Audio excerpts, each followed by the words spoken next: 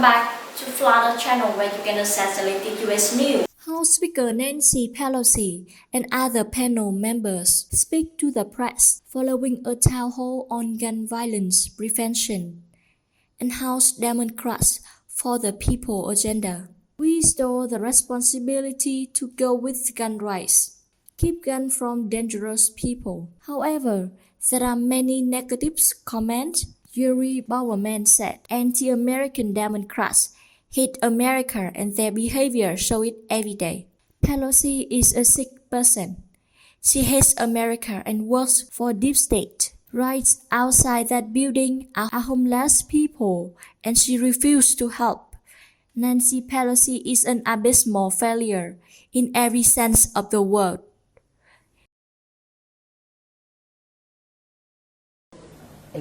It really is the most effective way to save lives.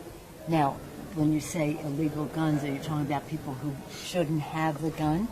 Well, that's why we're saying they have to have background checks, and the people who would sell them to them have to execute a background check. But the reason we have to act nationally is because we talk about how wonderful the laws are in California. Great job Gavin is doing, Dr. Burke Harris is doing, but people can just cross over the border and bring in guns from other places. That's why we have to make less opportunity for illegal guns possible. Shannon, did you want to speak to that? Yeah, I mean, every illegal gun starts out as a legal gun. And so this is so important that we restore the responsibilities that go along with gun rights. The gun lobby has fought us at every step of the way to keep guns out of the hands of dangerous people. That's why we want to pass these laws. We see in the states that they are life-saving, and every state is only as safe as the state closest to them with the weakest gun laws. And that's why we need the federal government to act. Speaker Pelosi, there's been some questions about the within the Democratic Party where people stand on reviving the assault weapons ban. Where do you stand, and do you see that as something viable that you personally are going to be pushing for once Congress reconvenes? I'm pushing for, I think the focus has to stay on getting a Senate vote on the background check legislation. And as I've said to people, once we push open that door, we can walk through with many other suggestions we have. But we must not dissipate our energy in too many other directions. Now, in my caucus, assault weapon ban is very popular. I lobbied for assault weapon ban in the 90s and beyond, and Dianne Feinstein was our main author on that. But right now, we have the moment of truth on background checks for people with an assault weapon, a rifle, a gun, or anything else, or high-capacity magazine alterations that they can make to another gun. And that is what we have to do. Keep the focus on Mitch McConnell. Give us a vote. Hell to pay if you don't.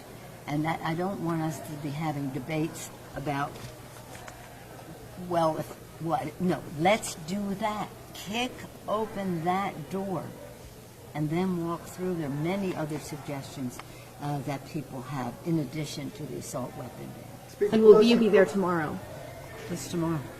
Tomorrow, I understand that some people are going to be going back early to try and talk about I don't these even issues. know about that. I don't know what you're talking about. So what kind of pressure are you Tomorrow gonna I put will on- be in Denver, Colorado, and Boulder, Colorado, campaigning for Democrats, having town hall meetings on affordable health care and the rest. That's where I'll be tomorrow. Can we get reaction on FEMA money being diverted, especially in light of the hurricanes? But also, can you get your reaction on some of the contentiousness that we heard at the end of the conference? Let me just say, staying with the gun issue for a moment, if any of our guests have anything they want to say about any of the other further questions that AJ, came could up you with. talk a bit about your own personal experience with guns in your neighborhood? I live in Potrero Hill. I live right on the biggest hill of the neighborhood, and that's usually where most of the gun violence happens. When I was little, I've been living there for about 11, 12 years now, and when I was little, there used to be a lot of gun violence happening, but it has died down a lot now that a lot of this stuff has been happening. I don't know about any of this stuff, but yeah, they're doing great, and there's not a lot of gun violence, so that's good. Let us show them this heart. Here it is. Yvonne Hahn. He was my Forever, brother, guys. forever 15. Dr. But he Harris, still lives. can you He's talk a little still- bit about the trauma? I mean, you were very powerful up there, and just how important that is that we move forward on treating folks.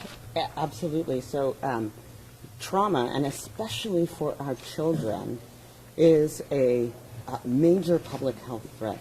It affects our brain development, the development of our bodies. It increases the risk for 7 out of 10 of the leading causes of death in the United States. Here in California, we're moving to prevention, screening, early detection, early intervention for adverse childhood experiences, and making sure that folks have the resources, connecting folks to services, so that we can truly improve outcomes on a public health frame. These are not things that are totally unpreventable. And we have the opportunity in taking this public health approach to significantly improve outcomes for our population. If I just may add something complete, but just a meeting that I had in the other room about housing, some initiatives that are on the ballot. Housing is very important to the stability of families and children as well, and has an impact on how they view themselves and see their prospects for the future. So everything in the community is connected, but we are very blessed and have been for quite a while now by the doctor's knowledge on this subject and how she has taught us how it affects development in so many different ways. And but every time she's speaking, I wish the whole world could hear what she has to say.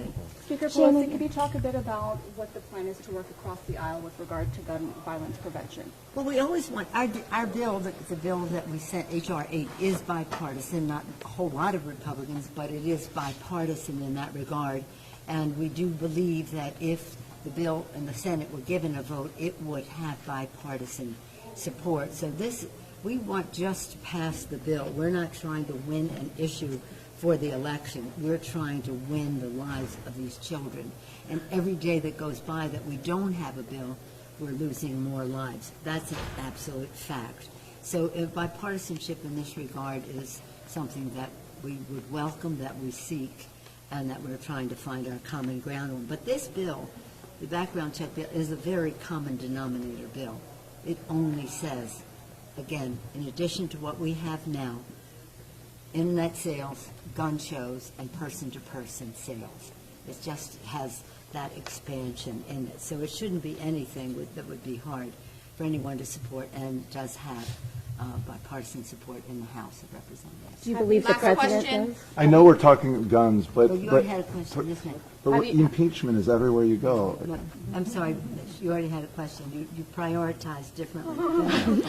Well, we're hearing shouts. Have you spoken to Mitch McConnell since the 3 mass shootings that happened in the last month about bringing this to the floor? Had no contact? No. The only way to speak to him is in the public domain, so that he can. So as Sharon is the expert on, and I'm going to yield to her to speak on it, he has to hear from his own constituents. There's nothing more eloquent to a member of Congress than the voices of their own constituents. And that's why when we say public sentiment is that we want people to call their friends, to call the people who live in those districts and those states, to make sure that those members of Congress know that people who are their constituents care about that. And Shannon is the master of that. Shannon, I yield to you on that. We've had conversations with senators about the legislation they're working on. Senator Murphy is working with Senators Manchin and Senators Toomey on a background check bill. He says he remains hopeful based on his conversations with the president. We know that Senator Graham is working with Senator Blumenthal on a red flag law, that's some legislation that would create what you already have here in California. So we are always optimistic and hopeful. And if not because hearts and minds were changed after the horrific shooting tragedies recently, because they're reading the tea leaves. And they see that in polls that Americans, and in particular suburban women, are making this a top voting priority. And there will be hell to pay in 2020 if they think that they can continue their inaction. They can't. Thank you. Thank you all. Will you address the impeachment cries everywhere you go? Do you mind if we speak around this way? Thank you for listening.